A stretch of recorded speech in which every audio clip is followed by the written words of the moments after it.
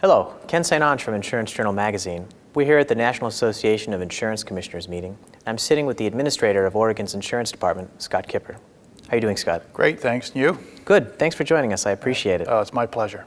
I'd like to start off today by talking a little bit about a topic that's on the minds of a lot of regulators these days, and that's AIG. Can you tell us a little bit about what the bailout for AIG means for Oregon's insurance community? Well, for Oregon's insurance community, there's really not much of a bailout as much as it's just a continuation of business as usual. AIG, the holding company, was the company that was imperiled or impaired.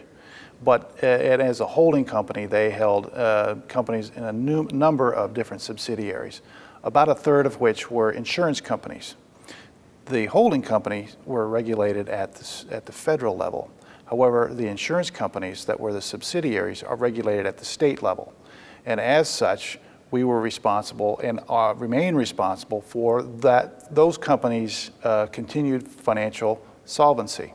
And I'm happy to tell you that those companies were never, ever in peril. In fact, they're seen as the gold bricks in the vault, if you will, of AIG that will enable the carrier or the company to prosper eventually as they sell off good pieces to pay back that federal bailout and the federal loan. Scott, what kind of footprint does or did AIG have in Oregon?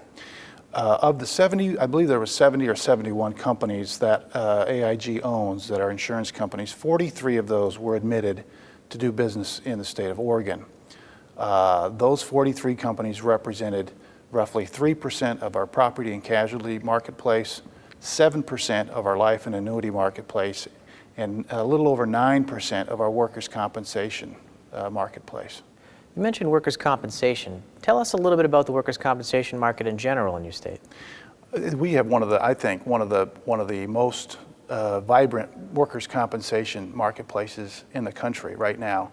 Our rates held steady again for I don't know how many years in a row this has been, but it has been for some time. We've had either decreases or held steady as far as rates go in the Oregon marketplace. Those are a result of some reforms that were done several years ago under the then insurance commissioner, Kulongoski, who's now our governor. So he's quite proud of the fact that our workers' compensation marketplace is not only great for those businesses, but also very competitive as well, and our rates show that. What about other lines of property casualty insurance, like homeowners or liability? One of the real success stories, I think, for Oregon is our homeowners marketplace. Our homeowners rates, I saw shortly after I started in December of 2007, our homeowners rates were at that point among the second lowest average rates in the country. And I think that's a response to not only how well we've managed and our carriers have managed the risk, but also the cost of living in Oregon. So you combine those two, I think we have a very vibrant property and casualty marketplace. Now, obviously Oregon has quite a coastline. I'm curious as to whether you've had any coastal insurance issues in Oregon. Not to my knowledge, and again, it might predate me some, but the reason we don't see that is there's not a great deal of development right on the coast. Most of the coast is publicly owned, and therefore those particular issues are somewhat mitigated. What about catastrophe insurance? I know that Oregon's not necessarily a catastrophe-prone area, but what kinds of issues come up there? Well, a couple of things. Over the last 2 winters, we've had 2 significant windstorms that have caused a great deal of damage. We also had a significant flood last year in a little town called Vernonia that created some very specific insurance issues for that area. There was a special session that was held by the legislature this February, and one of the bills that came out of that was a directive for the division and the department to draft rules to address what happens in the event of a catastrophic event, which we've done. We've drafted those rules and are now getting prepared to draft some directives that we would have in place so that if another catastrophe took place, we would be able to pull those directives off the shelf and put them into use. The good thing about this is we have a very collaborative group of stakeholders in our state. And by stakeholders, I mean consumers, consumer groups, producers, and carriers.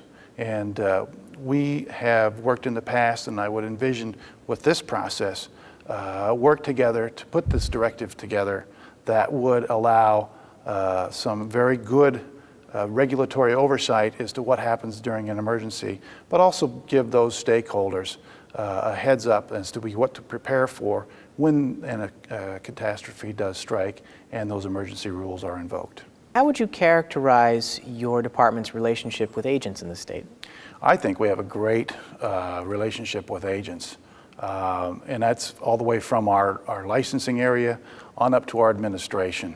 As I mentioned, Oregon has a history of very collaborative working with our stakeholders, and we have a number of producers on a couple of our insurance advisory committees, and they've been very helpful, giving us the heads up or pointing out areas that we need to focus on. And we have certainly I have an open door policy and meet with agents and agents groups on a very regular basis. Excellent. Well, Scott, thanks so much for talking to us today. I really appreciate it. Oh, it's my pleasure. Thank you. Once again, this has been Ken St. Onge from Insurance Journal Magazine. We've been talking to the Administrator of Oregon's Insurance Department, Scott Kipper.